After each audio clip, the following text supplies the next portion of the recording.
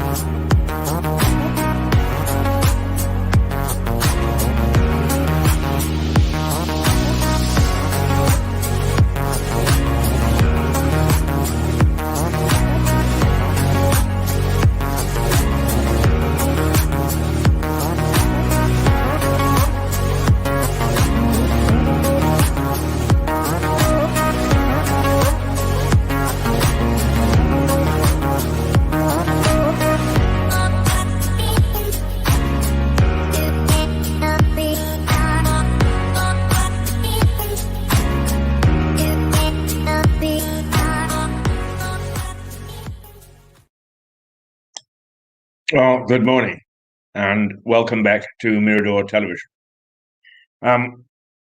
Most unusual, I suppose, that I've been ill 10 days in my entire life. Excuse me. And this isn't ill. I was nibbling got a little grape to water my mouth and the pip went down the wrong way. I'm sorry about that. But yesterday it was one of them, probably brought on by the fact that I'm homeless. And I hope that over the next couple of weeks or so, we are able to discuss that issue, because I started this off really as pushing myself into a position of being homeless to see what would happen. And events get out of control, don't they? You start off with something and you think that, okay, I can end this whenever I want. And then suddenly you find that it's a reality. And I did. I found that it was a reality. I was homeless for a few days. Oh, dear, dear, dear, dear. That teach you not to eat a grape just before you go on television. So I seriously found myself homeless. And so I had to put the systems that exist into place. But it's a good exercise to see what works and what doesn't. And I shall take you through over the next couple of weeks or so how we treat our homeless, how they get on, why people become homeless. Because we tend to sort of think, well, they're wastrels or they can't face life and so on. On the contrary, you can suddenly get a series of circumstances which you weren't expecting, exacerbated by COVID or an event like COVID, and suddenly, wow, there you are in a whirlwind down, and you can't get off. So we will be looking at that and taking a view on what might be done. And indeed, we'll try and get a couple of experts in, because from next week on, you won't just see some of your favourites, myself and Derek Fowle and Jane Watkins and Alex Hoare and several others. You will also see guests both from home and abroad who can give their view on what's happening in the news, both national and local. And what we find is we've always said that we are local, not parochial. And there isn't much that happens in the world that won't impact on us in Lewis. So we try to bridge that divide. Is if there's an earthquake in Krakatoa, what will that mean to the disruption of services, for instance, what we won't find on our supermarket shelves? It's amazing how these things tie in. Anyway, that's what's coming up. For the moment, let me just say to you that in the headlines this morning, the UK pledges extra cash to target new COVID variants. This bug, I call it a bug, this virus, is a very clever virus. Every time that we put up a defense, it finds a way around it. And we have to keep on renaming it and saying where it comes from, and it finds the weakest countries to attack, and then off it sails around the world. It is a clever one.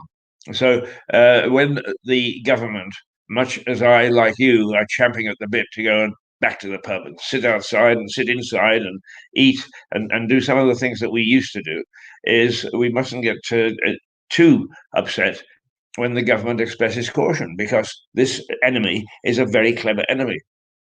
And there is nothing like thinking that you've got victory in the bag and then losing it because of rash maneuvers.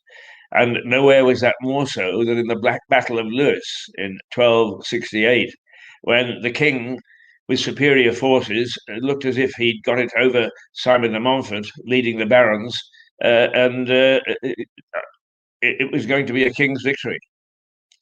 And his son, I think it was, tore off down the hill waving his sword, tally ho, and put everybody to flight, only to find that what he'd done was he'd broken ranks and allowed the main force of the Baron's army to get through and to defeat the king.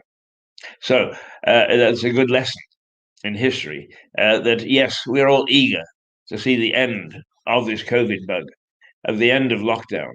And I, more than anybody, have said, yeah, well, we really, I don't know why they're being so cautious. But I think I understand now why they're being so cautious, because if we just get too fast into what we might call a victory mode, then what's going to happen is that we may lose the day, because we open up the doors for this very, very clever adversary to dodge around, as the Americans would say in the football term, dodge around tight end and claim victory.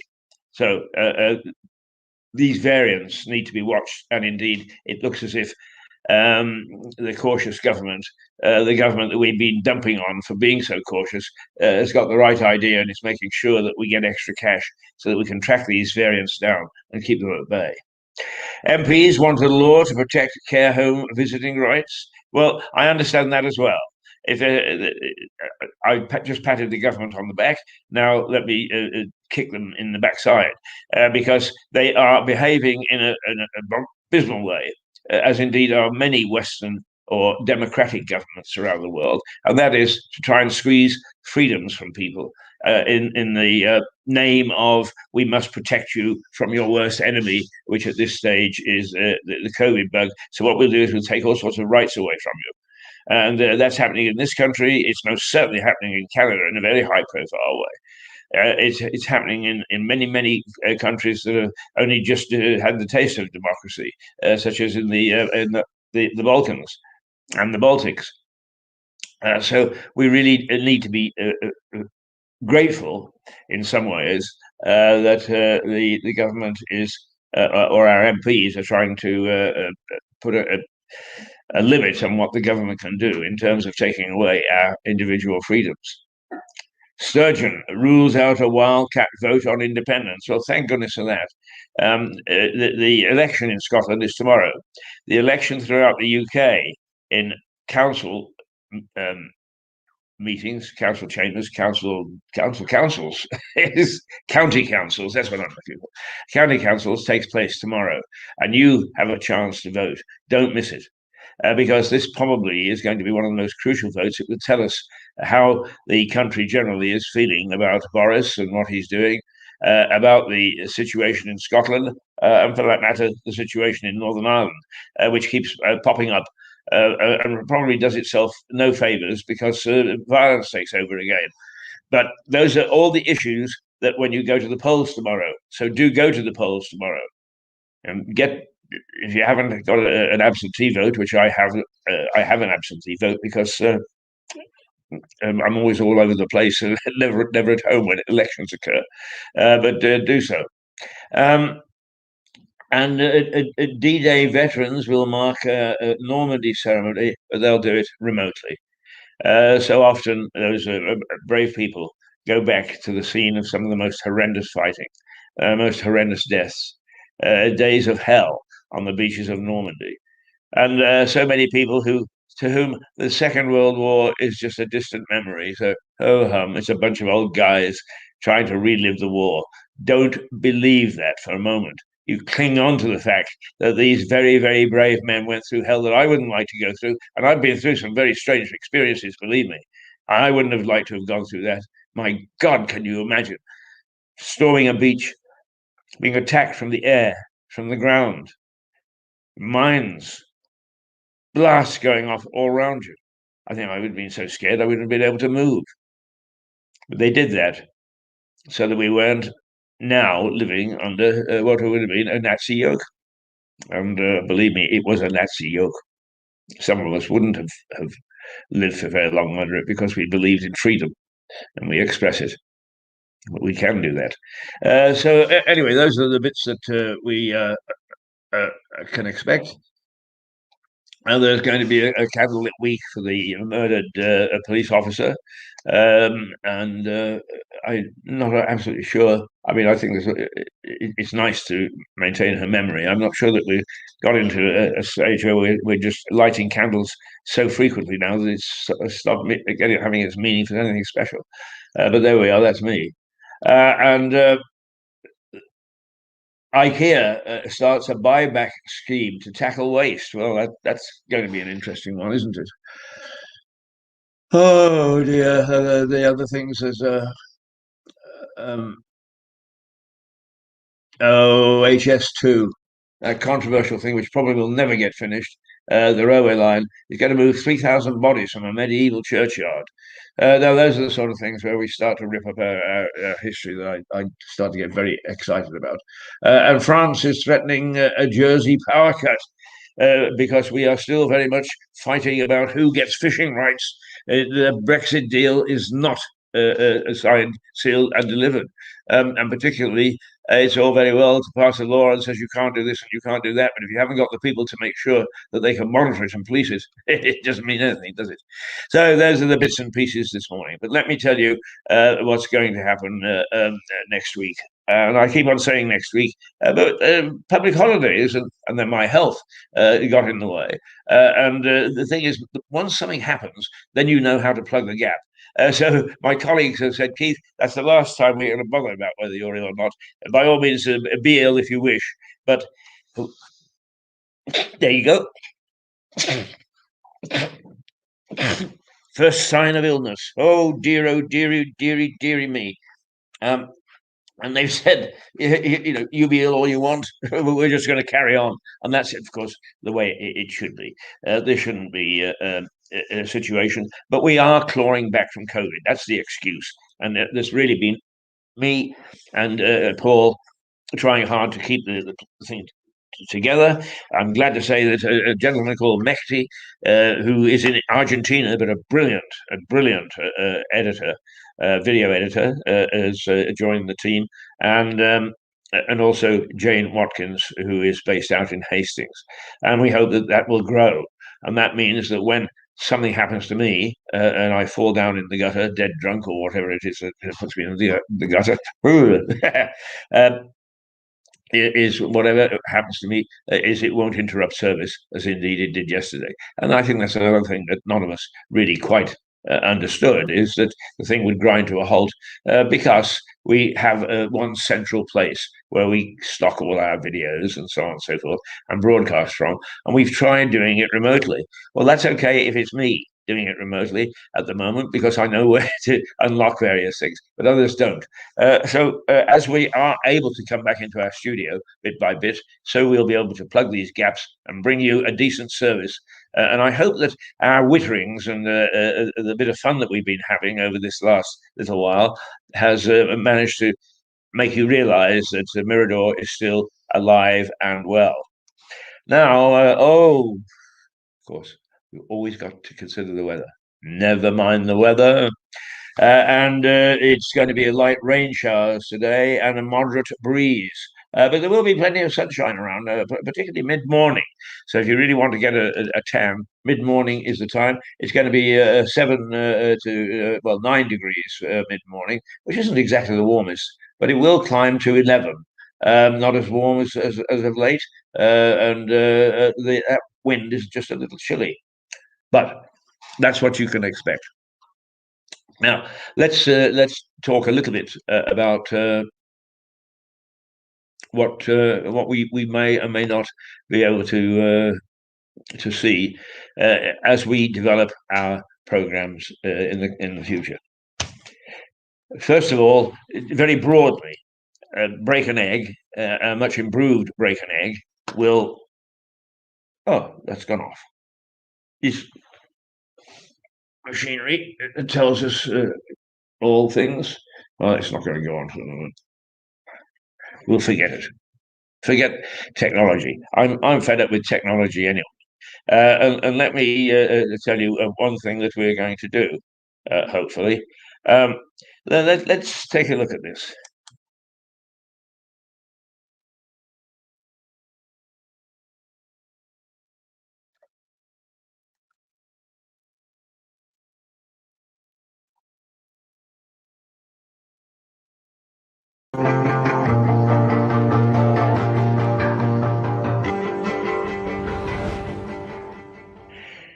And now I'm going to replay that just so you can see the beginning.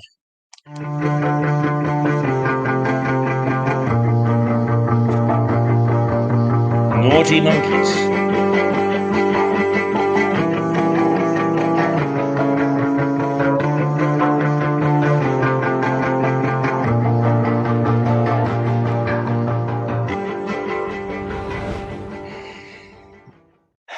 Right, naughty monkeys. What are naughty monkeys? Well, Naughty Monkeys is going to be a program that will pick each week those companies that have been good and lived to their pledge on COVID and those that haven't. For instance, let's say X Bank says in all its backup, we have been very good and we have helped people. We are the bank that helped throughout COVID and so on and so forth. Well, we're going to put that to the test. We're going to actually say, this is what they did this week. And does that match up to the flim-flam that many companies have been indulging in? We're just great, we understand, and they don't at all. And most of it is because the computer takes over. And that's very, to me, that's one of the key situations that has got to alter post-COVID, post-lockdown. If companies are going to use computers, and of course they've got to, we use computers, we all use computers now, they're here to stay until something else takes over from them that is bigger and better. But if they're going to use them, they must control them and not let them control themselves. And I have bitterly complained to 2 or 3 companies and said, look, I phoned you, I had a negotiation with you, this is what we agreed, and then suddenly I get a nasty letter up in my email box. And they say, oh, yes, I'm terribly sorry, but we can't stop the computer doing it. You can't stop the computer doing something that you wanted to stop it? What the hell is going on? If the computer's going to take over, they will take over. And there was a very disturbing story. I would say last week, 6 or 8 months ago now. In fact, I think before this latest lockdown. But scientists tried to get a computer to generate or generate a language so the computers could actually talk to each other. And what they found was the computer started to talk happily away and then decided that they didn't want the humans listening in.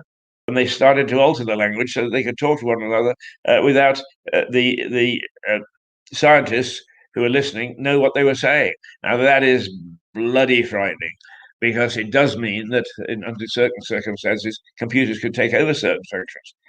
And can you imagine what would happen if that was airplanes or for that matter, armament, bombs, bullets? So we really need to find out how people are using the computer and not how the computer is using them. So Naughty Monkeys is going to look at 2 or 3 establishments, not necessarily in the financial sector, although they're the worst, and see how they've been performing in a week, and whether in fact they should pull up their socks or whether we can pat them on the head. So that's a new introduction. Now, this is a very brief thing.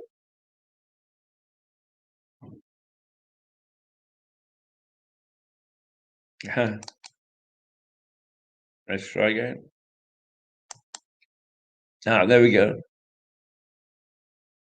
Now, the second thing that we're going to introduce is, well, there are 2 programs we're going to introduce, and in fact, one is already done, and it just needs a little tweaking before we actually put it up. But we're first of all, one or other of our wonderful pioneering staff are going to check each week a section of Lewes High Street to see which shops and enterprises have returned and which haven't, and under what circumstances. So actually what I've done is I've done Lewes Precinct.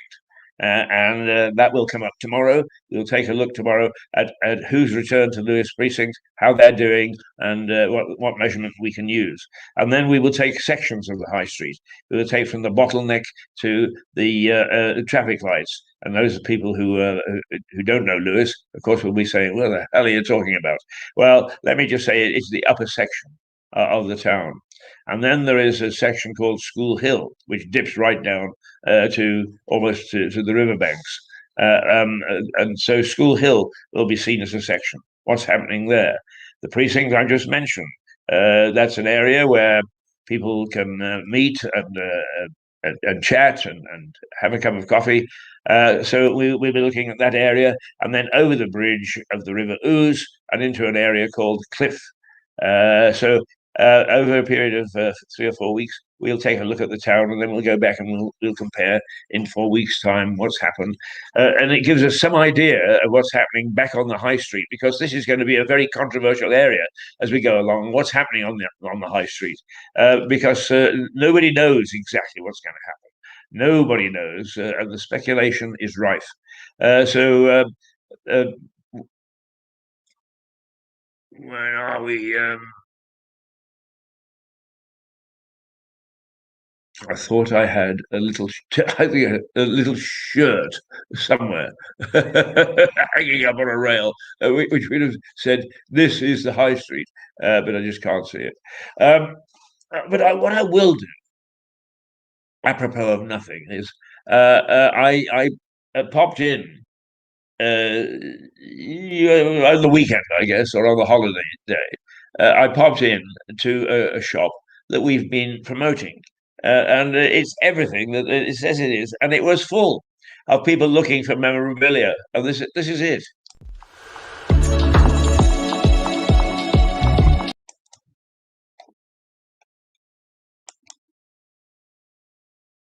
He said, "There we go." No, that's not it.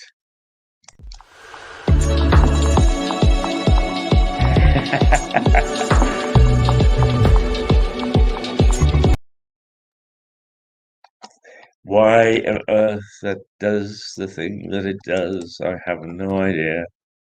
Come on.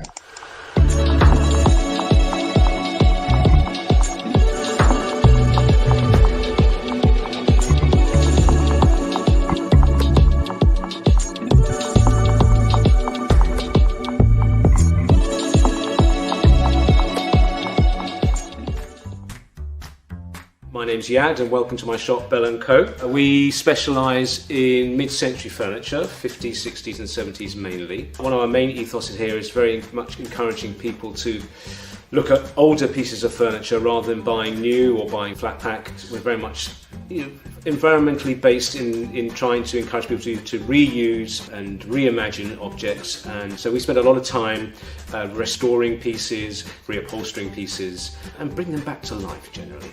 They're just fantastic to look at and they're just beautiful items at really, really affordable prices.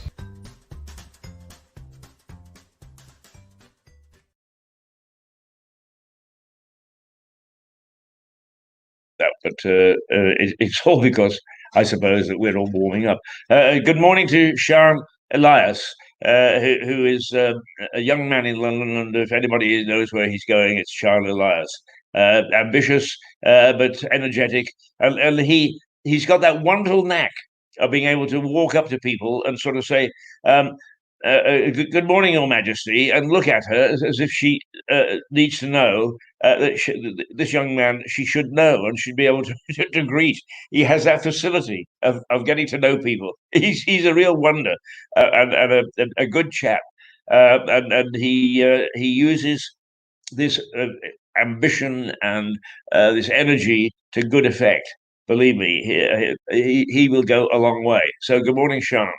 I now need to carry on with the things that I was talking about, and I can't remember what the hell I was talking about. So why don't we just stand back for a moment and let's. There are people that have helped. Let's see whether this works, and we'll give you a heads up.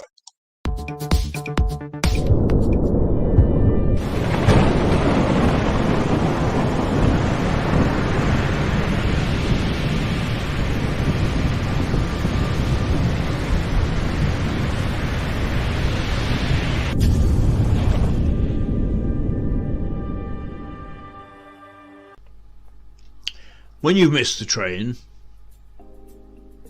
don't despair. Have a nice cup of coffee.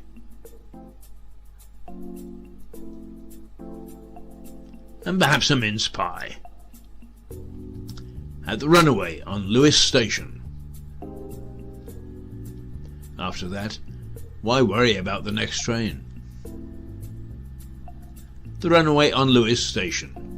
Relaxation beyond compare.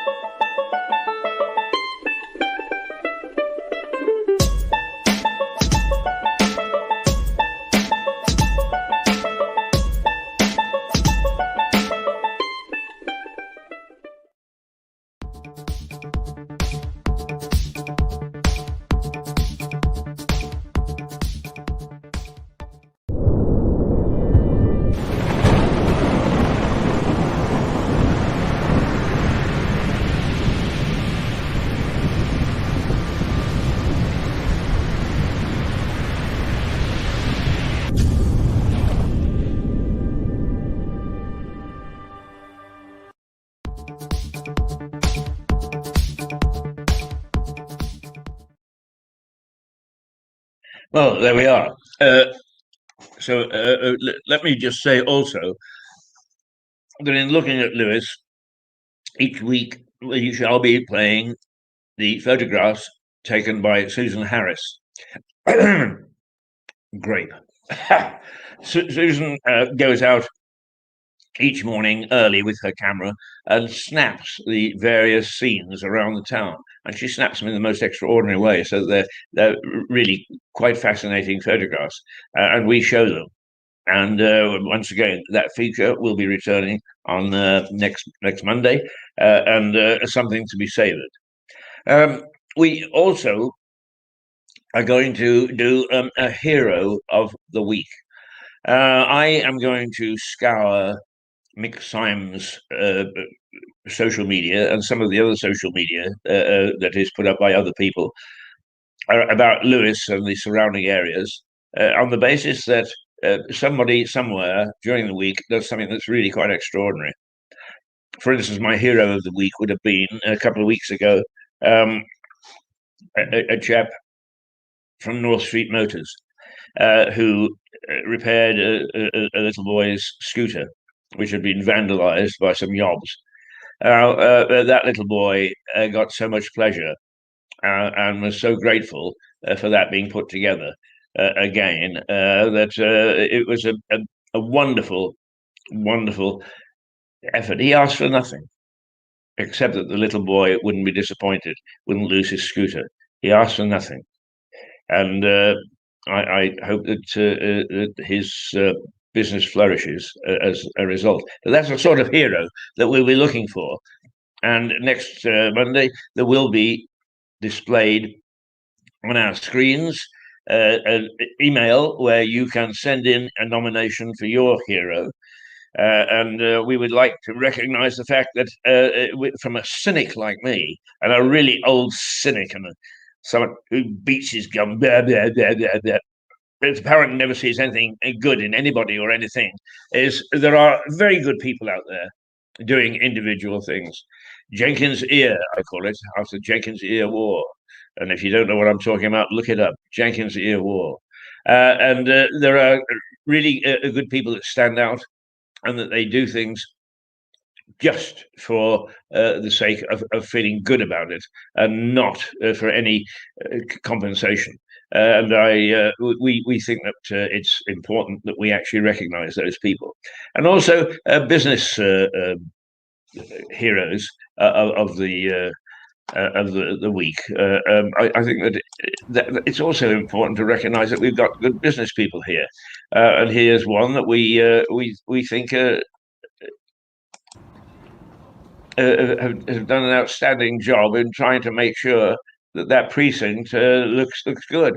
Of course, as usual, they've run into the Jobsworth at the council, who are even worse than I am at being negative. If they can find a reason to say no to something, as they will, and they work very hard on it.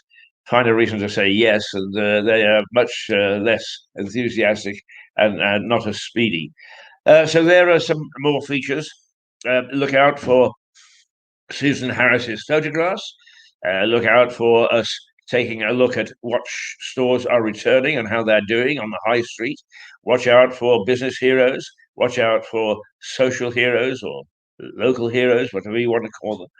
And we hope that in that way we can get people to realize that making a contribution to our community is worthwhile and it can be recognized, and we're happy to try and recognize it. There'll be other let's bring me back. Don't like talking to Bakeout. Well, I don't mind talking to Bakeout. What I mean is I don't want to talk to an inanimate object.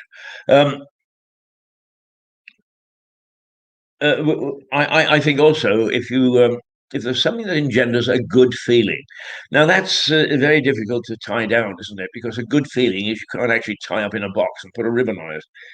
But you know very well when somebody leaves a good feeling with you. I had a good feeling about that. I had a good feeling that chap was. So we're looking for a good feeling, and that's going to be more difficult.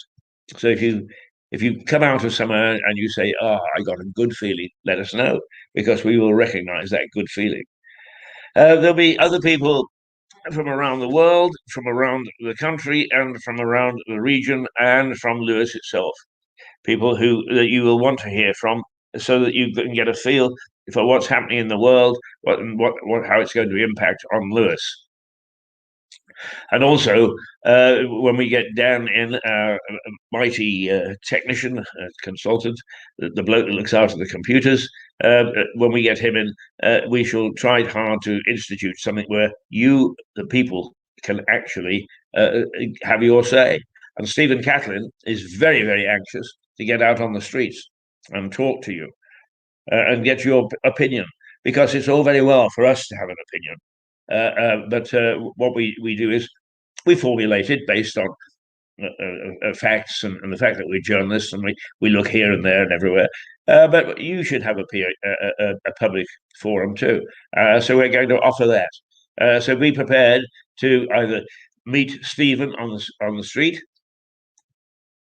and the little things that pop up. That's why I peer away once in a while, just in case it's something important, like the North Koreans have invaded or something. But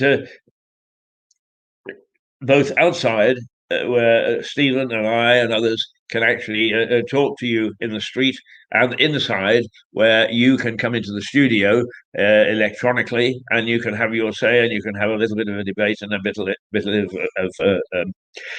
of chat and liberation. Now, all this is going to take place within Break an Egg, which is our morning program. But Jane Watkins is working very hard and steering the ship and bullying the rest of us to help her in getting our virtual pub going. We are going to have a virtual pub where you can come and have a pint with us and a chat and feel cozy in a pub without leaving your home. So we're not taking on the other pubs in Lewis, but on the nights that you don't want to go out, but you might want to indulge in a quiz, or you might want to sort of chat to the mayor if he's in the pub without leaving home. Then that's what it's all about. And I mean, finally, when I say finally, there are lots of other programs in the mix that are being developed, but we can only do a bit at a time.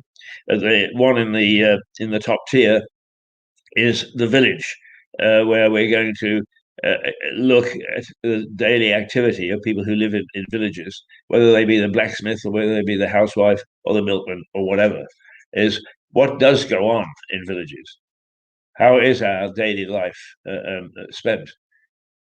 Don't think many of us know, because we simply don't live in villages, and so we all get an idea of what's happening. So do join us for that program. Lots of things bubbling, and where are we? Oh, it's 9 minutes past 8.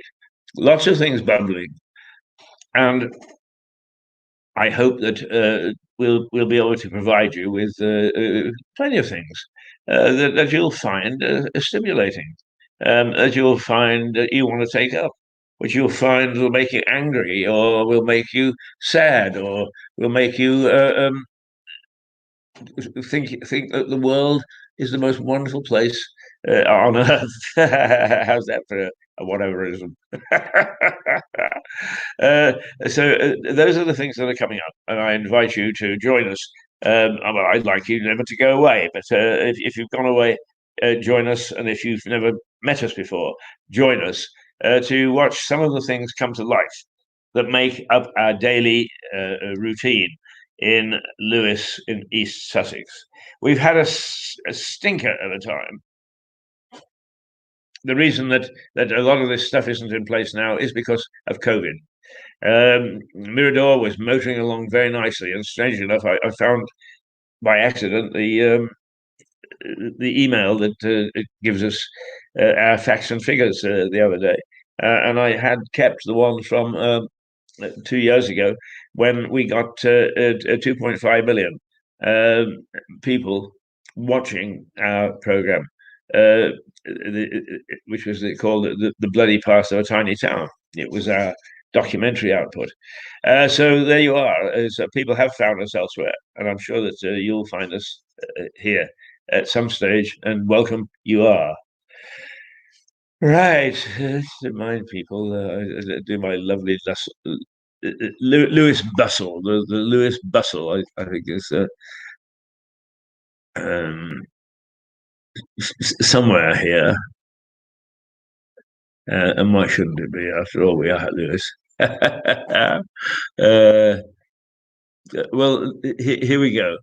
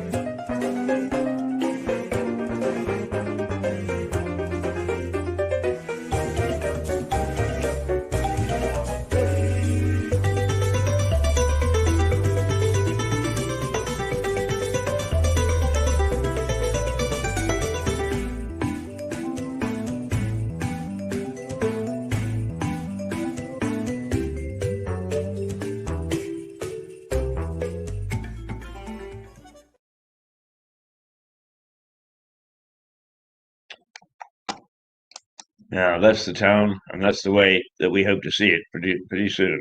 Now, what were we talking about when we showed naughty monkeys a moment ago? Well, I'm going to name one naughty monkey because they really are very, very naughty, and that is American Express.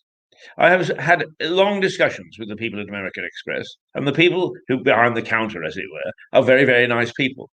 But the management, to be quite honest with you, I would fire the lot of them. That's what I would do. And secondly, they once again say, "Oh, I mean, blatantly across the social media, we're here to help, etc., etc." So I say to them, when you want to call me, I'm on television, I'm on the air, right, from 7:30 to 8:30. Oh, yes, yes, yes, yes. We wouldn't want to disturb you doing that. Of course not. So will you make a note on your screens not to do that? Oh, yes, yes, yes, yes, yes. A call came from them again. Now, that is harassment. It's bad management. And actually, I'm sad that that company has got the Amex Stadium because now it's become a sacred cow and nobody will say anything about it. But the company used to be very well run. It was the forerunner of credit cards. It was. I've been a member with a credit card for over 40 years, probably nudging 50 years. And throughout most of that time, I've had very good relationship. But just recently, no. And the computer has taken over again. Get your act together, American Express. You are a naughty monkey. You don't do what you say. And actually, what you do is you verge on harassment because you call on Sundays, you call on bank holidays. Others don't. It's you. You. And if that's your aggression, if that's American aggression, then take it back to bloody New York. I hate to be xenophobic, but I do not like the way that you behave at the moment. You're a naughty monkey. And I think that it's time for you, when you're operating in Britain anyway, to take a look at how you operate. Because you are topping the list of our naughty monkeys at the moment. And you look as if you're going to stay top if you're not careful for quite some time to come. Anyway, there we are. That's what Naughty Monkeys is going to be all about. which means that probably I'll have my throat slit in the middle of the night by some corporate defender. Never mind. Here we are, 8:15. 8:15 it is. Right. There's something else, and I don't know that we can actually, once again, with it. Let's see if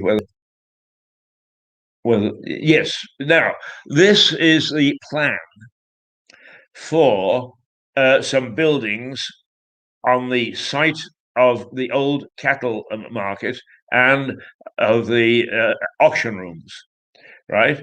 Those are the planners. That's what the planners want to do, and the developers, and quite rightly, everybody from the councils to local groups and so on said, what monstrosities! It does not fit in with an ancient town, which Lewes is. It's an ancient town.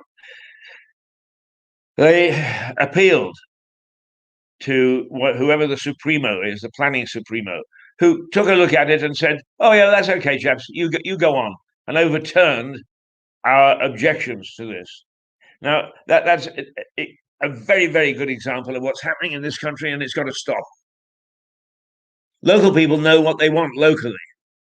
And I'm sorry, but this whole idea of imposing ideas and so on without any consultation is not on.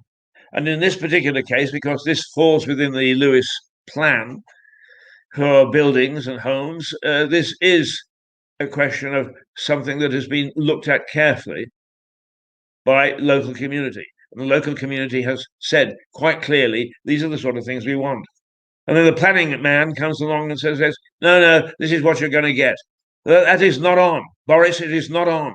And you've got to start to take these planning people. We've had reports, because Stephen Catlin does a very thorough job. We've had reports from around the country where similar situations have happened, where once again we've got a planning Supremo who actually pays no attention whatsoever to local desires, local needs, local wants. They just do what they want. And believe me, I am not militant in many ways. Oh yeah, I've got a big mouth, but I'm not really militant. I've spent too many years in countries where you had to be militant. I'm not militant in the sense that normally you will find me with protests and so on. But if they try to build this, I am going to lie down in front of the bulldozer. Doesn't matter whether you like the buildings or not. The fact of the matter is, if we're going to have a democratic system that works, everybody's going to play ball. And when the main players, the players in Westminster, get out of hand, then it is time to take matters into our own hands. They are monstrosities. They look beautiful, I'm sure, elsewhere, but not in Lewes, because we maintain a historic town. And one or two buildings that stick out like a sore thumb. But generally speaking, we have a very decent architectural, I have to think about that word, architectural authority, environment. And we want to keep it that way. So there we've got two villains straight away, both from planning, and this time, much as I would love to have a go at the local council, it is not them. Planning at the very top has arbitrarily turned things over. Now, some people would say, yeah, but we wouldn't have had the Amex Stadium. Well, there's that word again, Amex. It's almost like a swear word, isn't it? We would have had the Amex Stadium if, in fact, it hadn't been overturned at the last minute because everybody objected to it. Yeah, be that as it may. Perhaps once in a while, the people of the planners at the top do get it right. But it's in a democracy, and particularly where we're seeing the elements of democracy receding and disappearing, is surely it is right and proper that the people should be listened to when it comes to a planning application such as this. Anyway, Lewis I is having a go at it.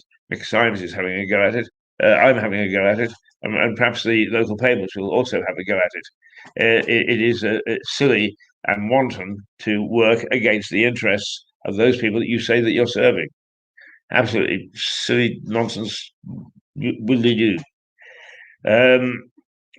Still haven't paid the bill to the Charities Commission. I think we're approaching almost 450 days now. I think the thing is that if anybody else tried that, they'd soon get their fingers burned. Oh dear, dear, dear, dear, dearie, dearie, dearie me.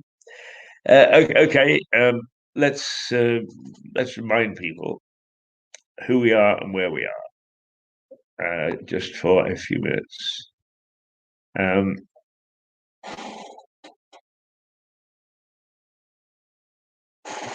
Yeah, well, should be here somewhere.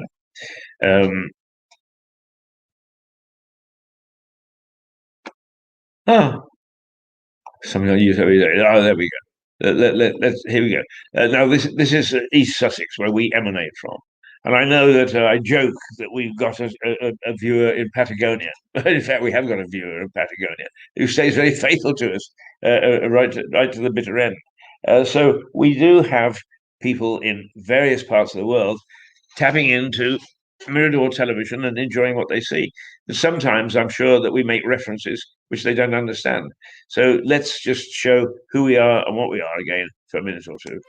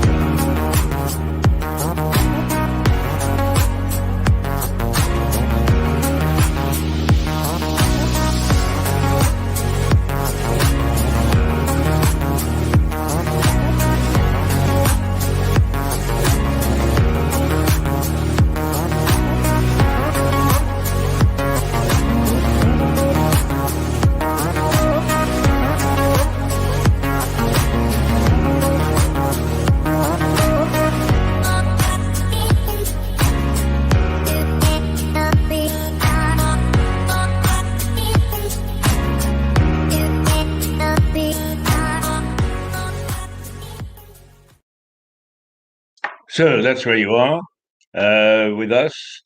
I'm Keith Hayes, and this is Mirador Television. And the team that is busy building in the background and the forefront is Paul Fowle, is Jane Watkins, is Mehdi Ravis, and one or two other lovely people who put in time and effort to support. Not least of which is, I think I should mention that there is a gentleman here called David Evans, who is a retired businessman. His wife Janet is just really a fireball of energy. She all over the place, and it's just a delight to be around because you always come away from Janet knowing that life is exuberant. But David in the background, ever since we first started, and with some of our early disastrous efforts, David was a man who tried hard to support Mirador, and he does consistently. So there you are. There's another hero, if you like, one that we should take a closer look at. Well, what a good idea. I'm glad that you thought of that, Keith. That's exactly what we will do. 6:25.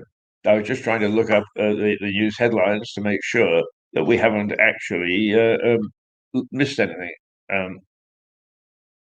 Oh, that's the government. We don't want to read government propaganda, do we?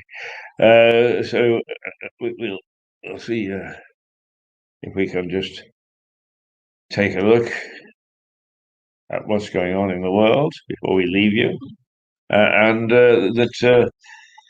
By the way, another big change next week.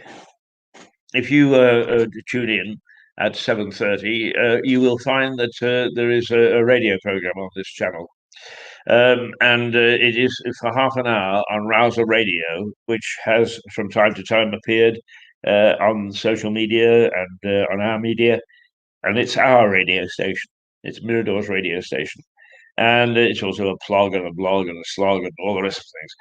But we plan to run that from 7:30 to 8 before we actually start with the pictures. And the reason being is that the research shows that, yes, many of you are up and about, but you're not really more than just a coffee in the hand or racing around the house and so on, and not paying too much attention to pictures, and why should you?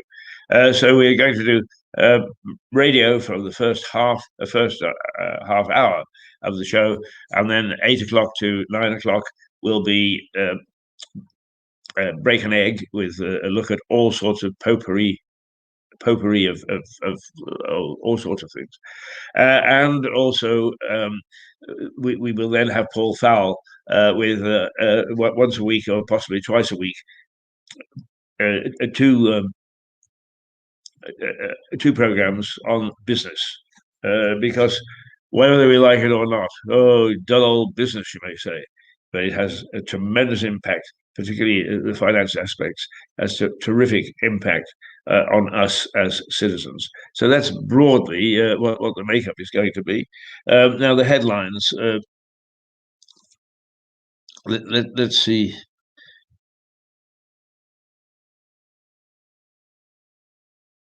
Right. Well, the important thing, I think, is remember that you can steer the direction of this country. All right, not directly, but by letting your feelings and attitudes and opinions and so on loose. And I hope that you will do that on Mirador television. That in doing that, you let other people share the general feeling of the populace. Some of us will be out of step. Some of us will think things that the rest of us would be appalled at. Well, now's the time to get on and have a little chat and try to explain your point of view. So that's it for the moment. Another little bit of a rambling, but welcome back, Keith, who's ill yesterday. Very rare occurrence, and as of today, we swing into trying to keep things going. And as of Monday, it will be a super duper high flying, slick program, as they say. No, we will never be slick. We don't want to be slick. We deliberately try hard not to be slick. It's one of those things where I say to my colleagues, just watch my hat, will you? I pop out because there is a program coming up. So join us next week. And for the moment, I would like to say cheerio and remind you once again who we are, what we are, how we are, and that we are at your disposal 5 days a week, 7 days, 7 days in the. So let's go back. We're on it for 5 days. There are 7 days in the week, and there are 4 weeks in the year. That's what we're going to have. Until then, toodle pip.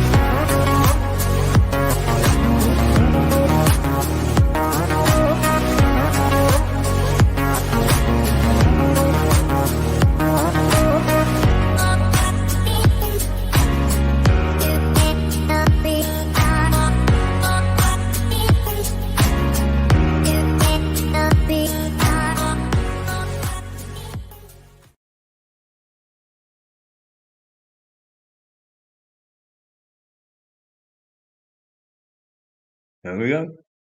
Time to go. Time to go and have a little post-morning nap. Tea. Toodle pip.